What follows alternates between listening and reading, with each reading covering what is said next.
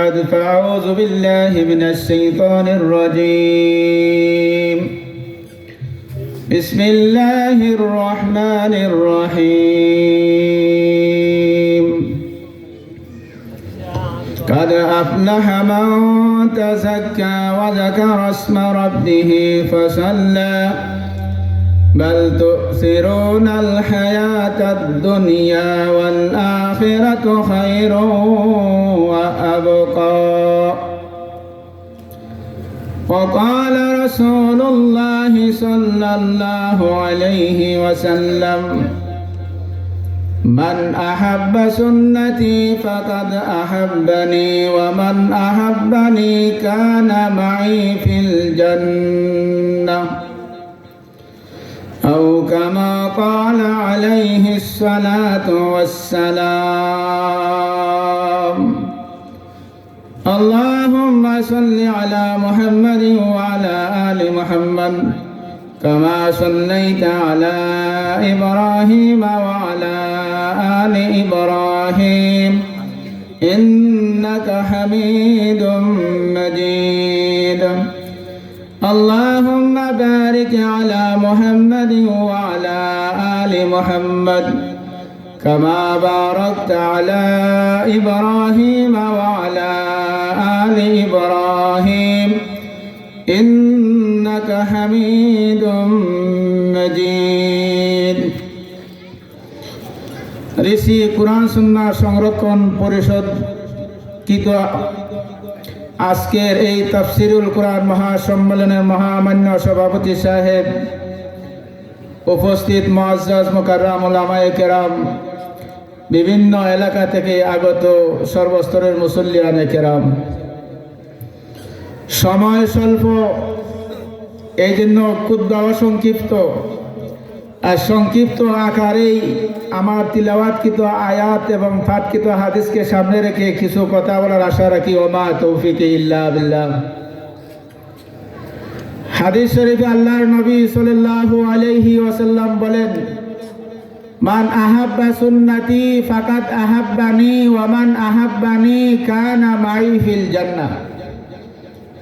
এর অর্থ হলো, নবীজি বলেন, যে আমাকে মহব্বত করলো, যে আমার সুন্নতকে মহব্বত করলো, সে আমি নবীজিকে মহব্বত করলো, আর যে আমি নবীজিকে মহব্বত করলো সে আমার সাথে জান্নাতে যাবে। এখানে মান আহাব্বা সুন্নতি, এই সুন্নত শব্দের বিভিন্ন অর্থ হতে পারে, তবে বিভিন্ন অর্থ এখানে বলার অবকাশ নাই। যে মূল কথাটা বলার চেষ্টা করতেছি, সুন্নত শব্দের অর্থ হলো নবীজির আমল। সুন্নত শব্দের অর্থ হলো নবীজির আমল। কোন আমল আমি জানার চেষ্টা করব। নবীজির ওই আমল, যে আমলটা ফরজ ওয়াজিবের নিচে আর সমস্ত নফল মুস্তাহাব ও সুন্নতে জায়েদার উপরে। বলেন তো, কথা বুঝে থাকলে এই সুন্নতটা কি হতে পারে? সুন্নতে মুআক্কাদা। এই সুন্নত আমরা জানার চেষ্টা করব। সুন্নতে মুআক্কাদা আপনি আমার জীবনে যদি ফিট করতাম পারি, আমলে আনতাম পারি, তাহলে লাভ কি? আর যদি আমি আমলে না আনতাম পারি, তাহলে আপনি আমার জন্য ক্ষতিটা কি? আসুন জানার চেষ্টা করি।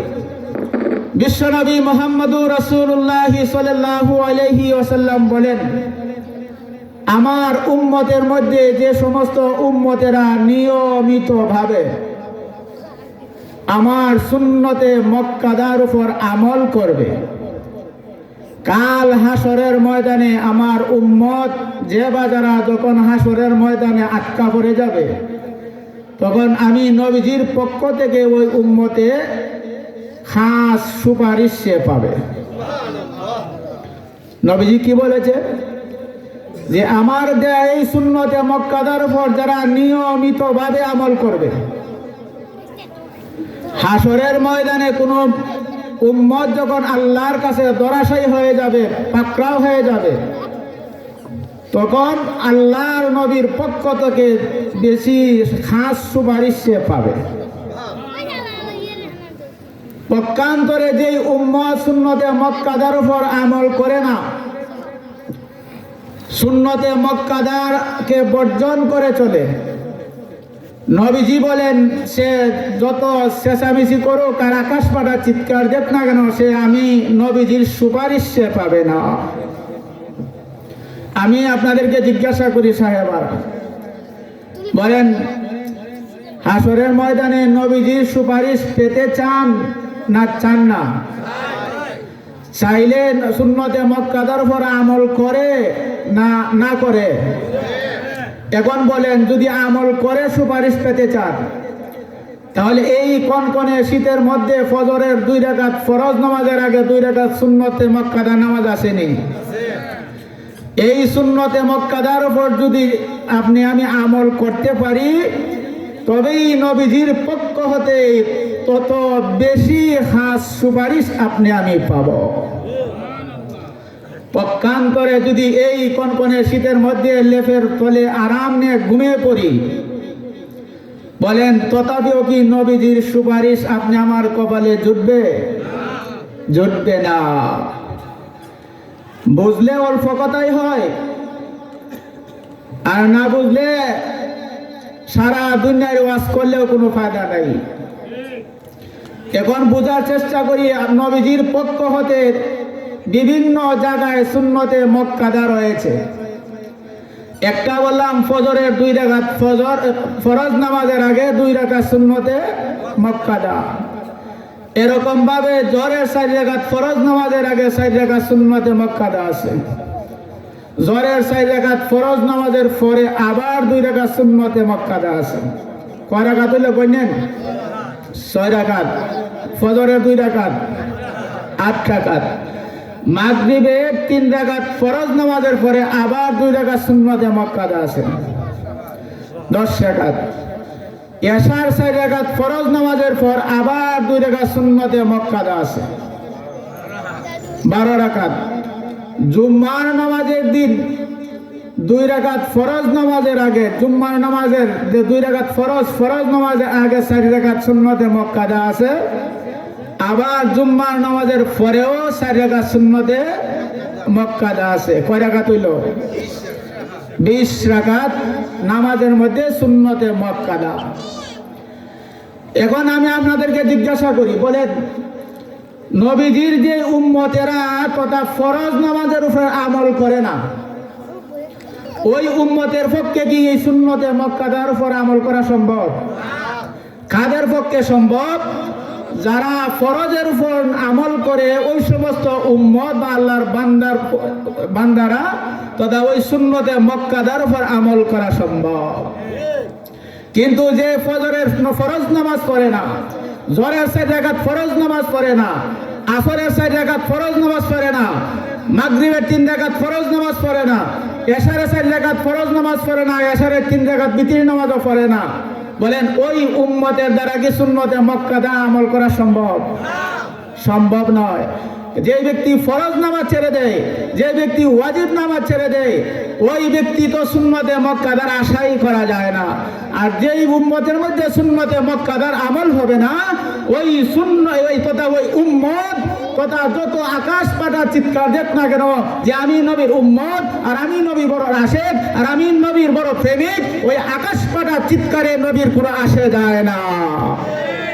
নবীর আশেক হতে হলে, নবীর প্রেমিক হতে হলে, নবীর ভালোবাসার পাত্র হতে হলে তথা নবীর দেওয়া যত জায়গায় যত সুন্নতে মক্কাদা রয়েছে, যাবতীয় সুন্নতে মক্কাদার উপর আমল করতেই হবে।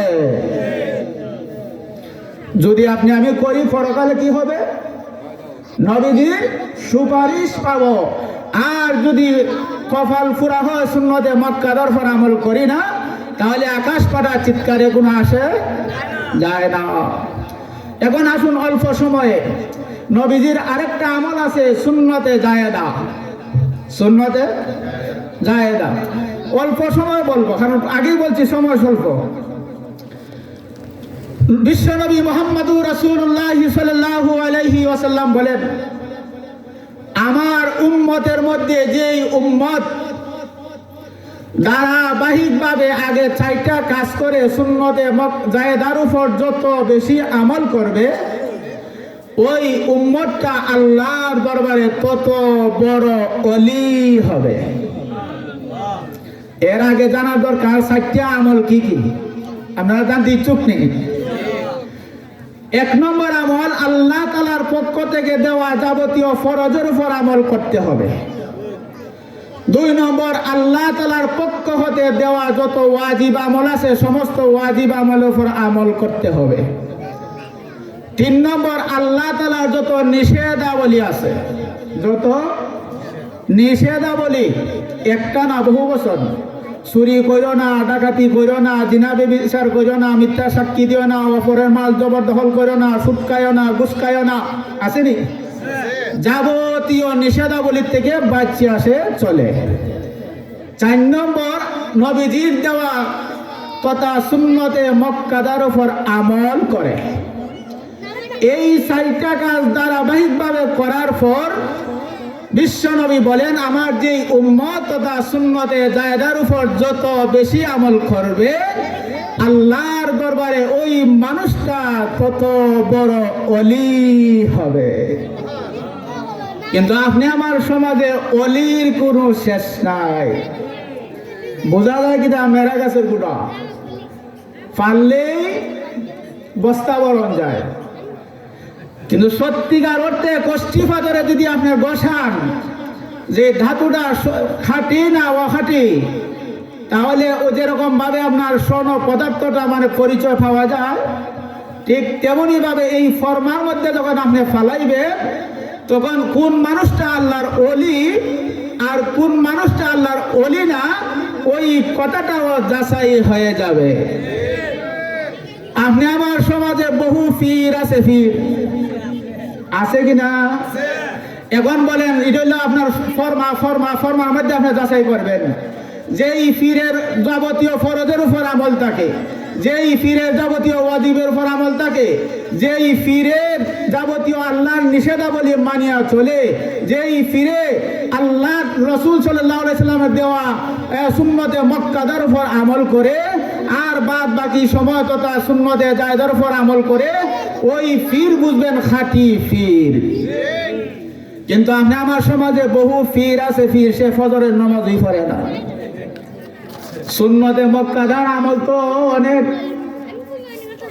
অনেকটা খাসের সুন্নতে মুআক্কাদা, কিন্তু সুন্নতে মুআক্কাদার উপর আমল করবো দূরে কথা, সে ফজরের ফরজ নামাজই পড়ে না। এবার বলেন ফজরে ফিরে ফজরের নামাজ পড়লো না, সে আল্লাহর আদেশ পালন করলো না বর্জন করলো? আরেকটা জিনিস বলি, পর্দা করা ফরজ না নফল? যেই ফিরে তথা মহিলাদের সাথে পর্দা করে না, বেগানা মহিলাদের সাথে উঠবস করে, বলেন সে আল্লাহর আদেশ পালন করলো না বর্জন করলো? যে আল্লাহর আদেশ বর্জন করে সে কি আল্লাহর ওলি হতে পারে? সে কি খাঁটি পীর হতে পারে? যে আল্লাহর আদেশ বর্জন করে সে কখনো যেরকম ভাবে খাঁটি ওলি হতে পারে না, ওই রকম ভাবে সে খাঁটি পীরও হতে পারে না। যদি আপনি আমার সমাজে তথা এরকম কিছু পাওয়া যায় তাহলে ধরে নেবেন সেটা ভণ্ড ছাড়া খাঁটি পীর হইতে পারে না। খাঁটি পীর খাঁটি ওলি হতে হলে কয়টা গুণ বৈশিষ্ট্য? 4টা। 1 নম্বর, আল্লাহ তাআলার দেওয়া যাবতীয় ফরজের উপর আমল করতে হবে। 2 নম্বর, আল্লাহ তাআলার পক্ষ হতে যত ওয়াজিব সমূহ আছে যাবতীয় ওয়াজিব উপর আমল করতেই হবে। 3 নম্বর, আল্লাহ তাআলার যাবতীয় নিষেধাবলী মানিয়া চলতেই হবে। 4 নম্বরে সুন্নতে মুআক্কাদার উপর আমল করতেই হবে। এই 4টা কাজ ধারাবাহিকভাবে করার পর বিশ্বনবী সাল্লাল্লাহু আলাইহি ওয়াসাল্লাম বলেন, আমার যে উম্মত তথা এই 4 কাজ ধারাবাহিকভাবে করার পর সুন্নতে জায়েদার উপর যে যত বেশি আমল করবে ওই উম্মতটা আল্লাহর দরবারে তত বড় ওলি হবে। এখন আসুন, সময় স্বল্প, ওলি হইলে লাভ কিটা? ওলি হইলে লাভ কিটা? একটা ঘটনার মাধ্যমে আপনাদেরকে আমি পরিষ্কার করিলাম। অনেক আগেকার যুগে একজন বাদশাহ ছিল। বাদশাহ এই বাদশাহ একাধিক বিবাহ করেছেন, একজনের চাইতে আরেকজন, একজনের চাইতে আরেকজন, প্রত্যেকেই পরমা সুন্দরী, কুশ্রী না বিশ্রী না, অসুন্দর না, আসলে সুন্দরী, একাধিক বিবাহ করছেন। কিন্তু এরপরেও আরেকটা বিবাহ সে করছে। পরে যে বিয়েটা করছে ওই মেয়েটা অত্যন্ত কালো, বিশ্রী, কুশ্রী। কিন্তু অন্যান্য স্ত্রীরা তার প্রতি যেটা কয় আর কি বৎসনা শুরু করলো, তিরস্কার, যে আমরা এত পরমা সুন্দরী বাদশাহ সাহেবের, আমরা তুই একটা খালা একটা মেয়ে বিয়া করছে, এটা বাদশাহ সাহেব কোন পছন্দ করলো? এটা অন্যান্য স্ত্রীরা মানে বাদশাহ সাহেবকেও তিরস্কার করতেছে, ওই তার স্ত্রীকেও তিরস্কার করতেছে। বাদশাহ সাহেব কইল যে ঠিক আছে, তোমরা যখন সবাই আমারে তিরস্কার করতেছো, তাইলে এই হয়ে যাক, একটা পরীক্ষা হয়ে যাক। পরীক্ষার দিন তারিখ সব ধার্য হয়েছে, সময় ধার্য হয়েছে। পরীক্ষার প্রশ্নপত্রও বইলা দেওয়া হয়েছে।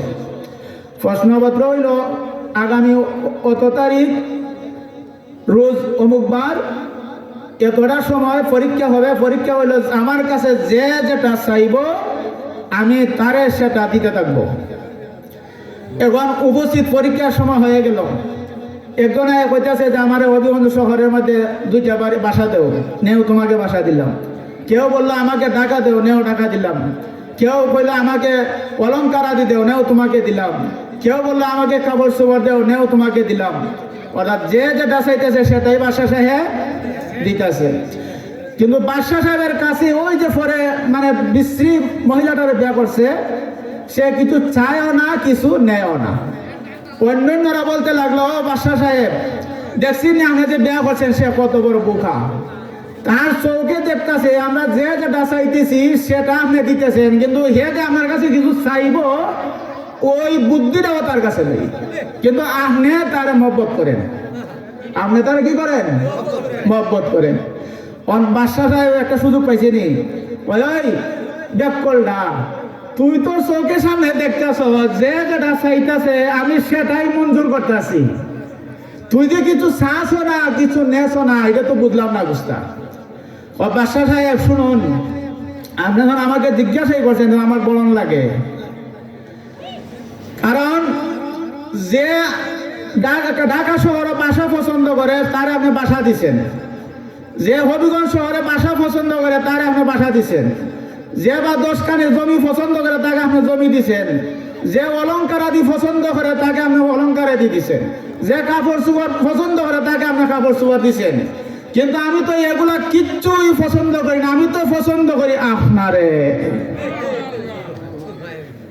এ খালো মেয়ে খারে পছন্দ করে, বাদশাহ রে তোর স্বামী রে, আর স্বামী সুযোগ পাইছে নি, কবে ওই শুনবে তোরা তো একটাই আমারও পছন্দ করস না, তোরা আমার একটাই পছন্দ করস না। কেউ পছন্দ করো হবিগঞ্জের বাড়ি, কেউ বা পছন্দ করো সিলেটের বাড়ি, কেউ বা ঢাকার বাড়ি, কেউ বা অলঙ্কার আদি, কেউ বা পোশাক ইত্যাদি, কিন্তু হে আমার পছন্দ করে আর আমি হেরে পছন্দ করি। এখন বলেন, যে স্ত্রীর তথা বাদশাহ আপন হয়ে যায়, ওই স্ত্রীর কোনো কিছুর অভাব আছে? আপনারা কি করেন? ঠিক এমনই ভাবে যেই মানুষটা এই 4টা কাজ করার পরে সুন্নতে জায়দার উপর আমল করতে থাকে, ওই মানুষটা আল্লাহর ওলি হয়ে যায়। আল্লাহর ওলি হয়ে যখন আল্লাহর কাছে কোনো কিছু চায় তখন আল্লাহ ওই মুখ ফিরাইয়া দেন না। এই জন্য আমরা আপাতত রিসিদ থেকে বরুণা যাই। কেন যাই? বরুণার মুখ হইল পবিত্র মুখ। ওই মুখের দ্বারা যদি আল্লাহর কাছে কোনো কিছু কয়, আল্লাহ ওই মুখ আর ওই দাবি ফিরাইয়া দেয় না। কিন্তু বন্ড বাবা যদি কোনো কিছু চায়, আল্লাহ দেয়নি, দেয় না। যেই কথা বললাম, আল্লাহ পাক রব্বুল আলামিন আমরা সবাইকে আমল করার তৌফিক দান করুন।